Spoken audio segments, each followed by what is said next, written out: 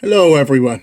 As you might be able to see by the title of this video, or what I'll probably say that as it's the end of an era, kind of, because I finally got to changing the tank up. It looks a lot more natural. I will have to keep on top of everything, probably most likely have to replace the grass every few weeks. If I'm lucky, it'll stay alive. If I'm lucky, the crickets eat it all.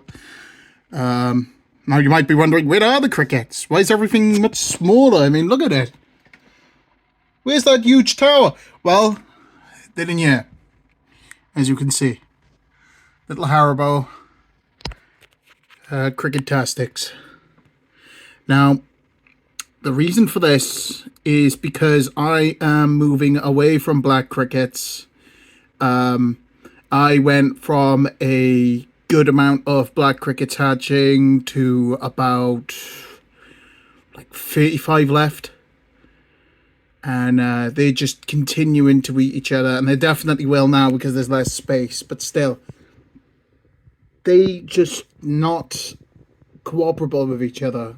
I mean, they're starting to breed now, but it won't be long before they start consuming each other. Like, everything will go missing. So I'm moving on to banded crickets, and I'll be starting raising crickets too once I get them, which should be sometime later this week, either tomorrow or the day after, most likely. Now, that said, banded crickets should be a little less aggressive. They'll most likely be a bit quieter. They're not as loud. And on top of that, they should have a better chance of survival. They'll be adults when I get them, so they should be straight to breeding. And on top of that, I'll be having to get some more isopods, as unfortunately, the isopods that I had, the black crickets ate them. I looked everywhere in the substrate. Speaking of substrate, I've got a dual layer now. I've got coconut fibers mixed with multi-purpose soil and multi-purpose soil on the top. I don't know if you can tell the difference really, but there is a layer of multi-purpose soil on the top. I am hoping to have isopods cohabit. That's why I've brought in the grass. There's a bit of moss here. The orange is for the springtails, who, believe it or not, did make it. I don't know if I showed any of you, but I was cultivating them, and they've made it. Those little tiny white spots are all springtails.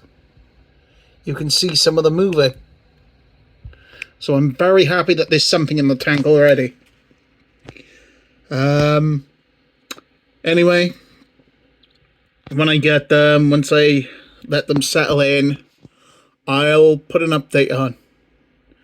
Until then, thank you very much for watching me raise them, and it's just a shame that they only lasted around 2 months, roughly.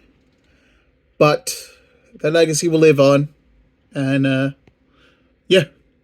So, this is Sniper of the Brine signing off for the second generation of the first lot of crickets.